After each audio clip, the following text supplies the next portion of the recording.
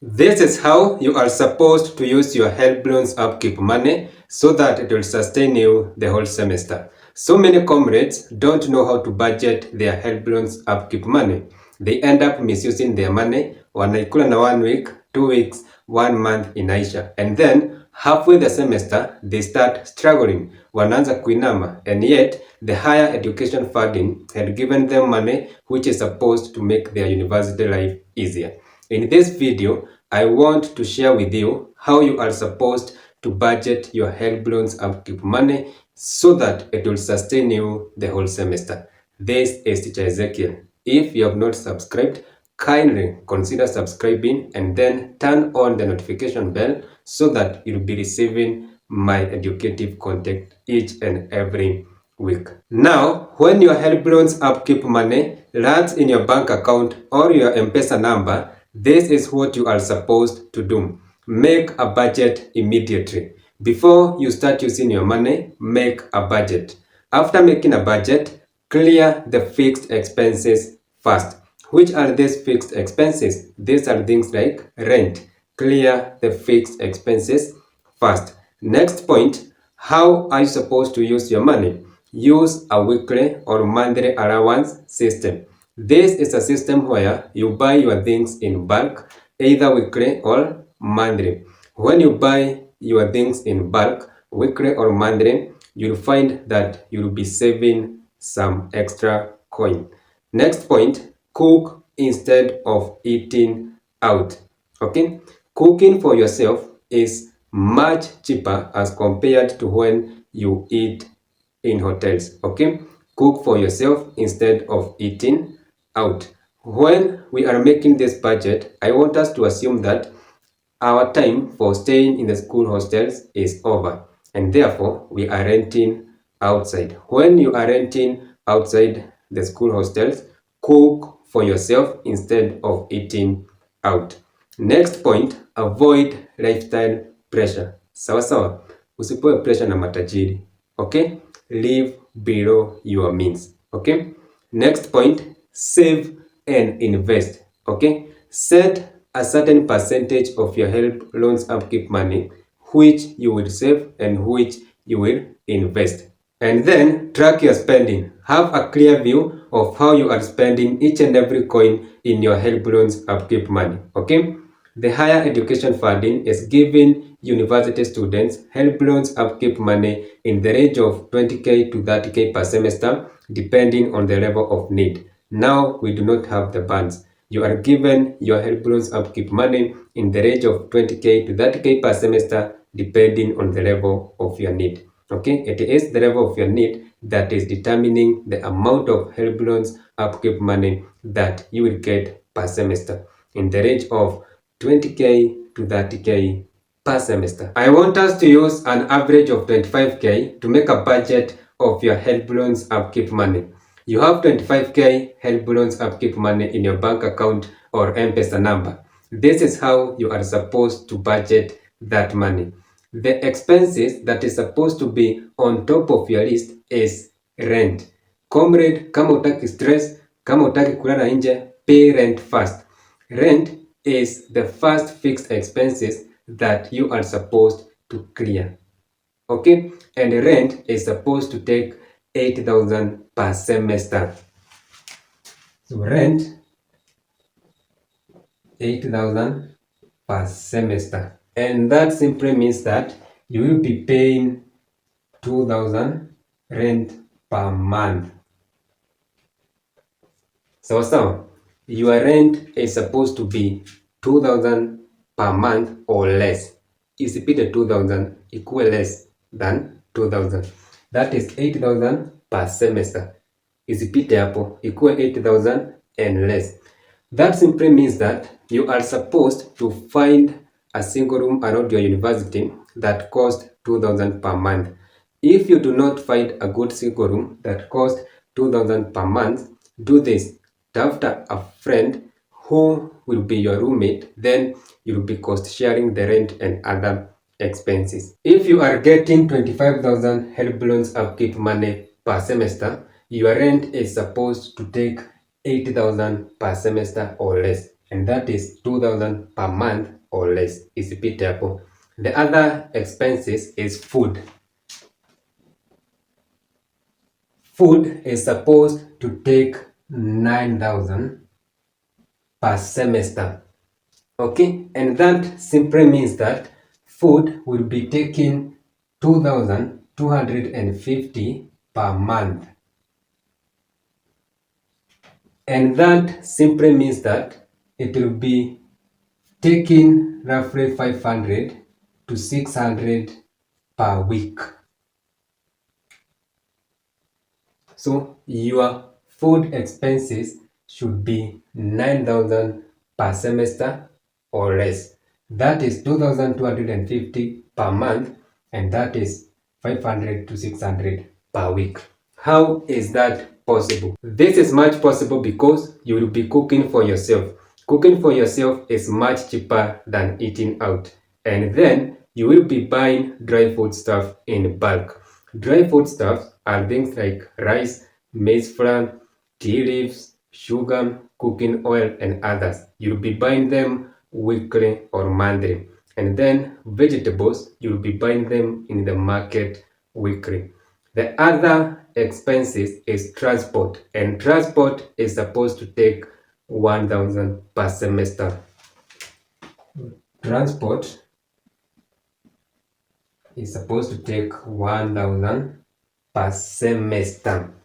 Okay?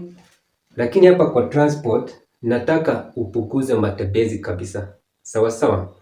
Tafuta a room that is near the school so that you will be walking to school. Sawa sawa?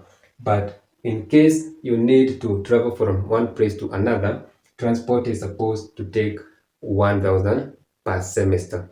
Sawa sawa? The other expenses is academic expenses. Academic expenses, which is supposed to take 1,000 per semester. Which are these academic expenses? Academic expenses are things like printing assignments, buying pens. These academic expenses are supposed to take 1,000 per semester. Printing in the university is very cheap because we have a lot of cybers, and therefore I know 1,000 is enough per semester. The other expenses is personal upkeep. Personal upkeep.